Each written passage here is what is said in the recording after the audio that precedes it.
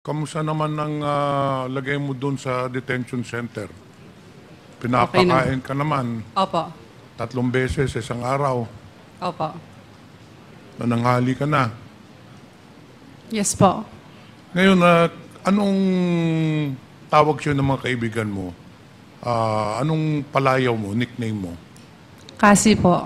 Kasi, okay.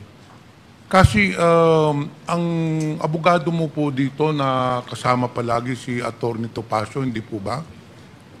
Yes po, pero today po si attorney. Okay. Ang tanong ko lang, paano mo nakilala itong si Atty. Topacio? Hindi ko po siya totally kakilala. Nakita ko lang po siya sa sa social. Sa social media. Yes po. So, Mr. Chair, paano mo na-contact si Atty. Topacio? Kasi pagdating mo dito, naalala mo, tinurn over ka muna sa NBI, hindi ba? May proseso kayo, tapos dinala ka na dito kaagad sa Congress. Pagka umaga, or the next day, I think, we had a hearing, nandun na kaagad si Topacio. So, kailan mo na-contact si Atty. Topacio? Nakontak ko po si attorney. Nakuha ko yung email nila, yung Topacio Law Firm sa Google po. Sa Google? Yes po. Tapos in-email ko po sila. So, kailan mo sinerch si Atty. Topacio sa Google nung nasa NBI ka o nandito ka na sa detention center? Nung panahon na in-email ko siya is around like last month, June? June po. Last month. Kinontrata mo na si Atty. Topacio last month, hindi ka pa nahuhuli dun sa... Hindi po kinontrata. Nag-email lang po. Nag-email ka Wala lang. pong, walang engagement. So, ibig mo sabihin na gratis amortis itong libre, itong pag-aabogado ni Atty. Topacio sa'yo? Hindi po siya libre. Nag-down payment po ako nung time na nasa MBI po ako.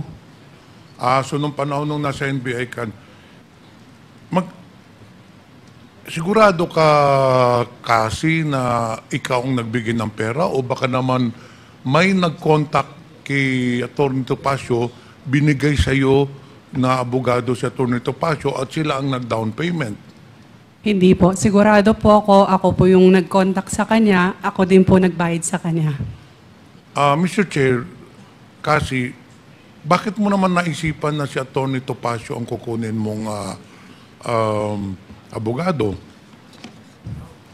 Nakita ko siya sa internet, magaling, tapos matapang po. Sigurado ka walang nag-recommendar sa iyo kay Atty. Topacio na ayun ang kukunin mo? Sigurado po. Okay. Dito tayo kasi. Sabi mo, ikaw ay pinanganak sa San Juan, hindi po ba? Yes po. Doon ka lumaki. Sa San Juan. Sa Binondo po. Hindi. Ang San Juan, magkaiba sa Binondo. Pinanganak po ako sa San Juan. Pero doon ka na lumaki sa Binondo. Tama po. Saan ka nag-aral?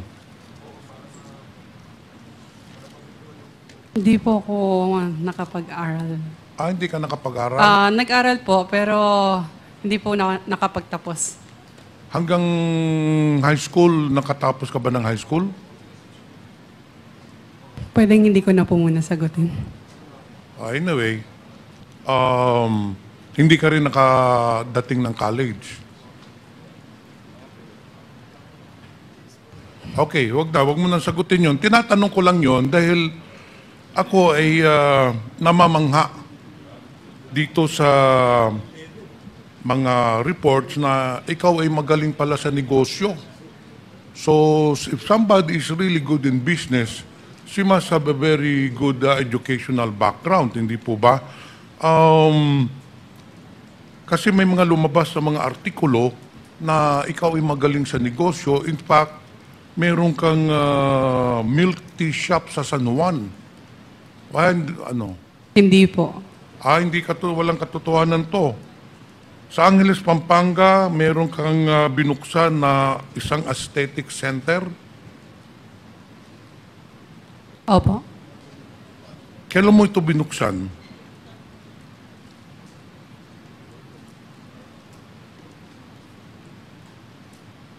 Hindi ko po matandaan yung exact year. Anyway, ito wala kang kasosyo, sa'yo lang to.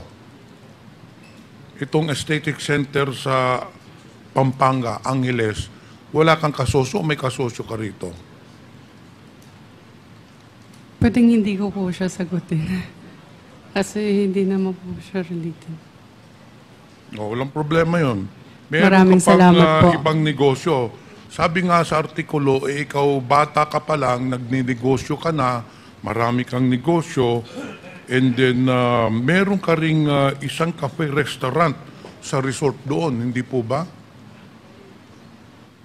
Meron po. Ayun ba ay nag-ooperate pa hanggang ngayon? Yes po. Okay, dito tayo sa pagpasok mo ng Lucky South 99. Kailan ka ba nag-apply doon sa Lucky South 99? Nag-apply po regarding saan po? Nagtrabaho ka sa Lucky South 99, hindi ba? Sa papers po. Okay, paano ka napasok doon? Pwede mong ikwento dito sa komitiba, paano ka napasok sa Lucky South 99? I mean, mananrabaho ka, hindi ba? Hindi naman basta-bastang ikaw ba'y kinuha ng Lucky South 99 o nag-apply ka doon? Nung una po, sa amin po yung Lucky South 99 nung una po. Sa inyo? Opo, sa akin. Sa amin. Sa iyo yung sa Lucky South 99. Nung una po. Nung una po, yes po.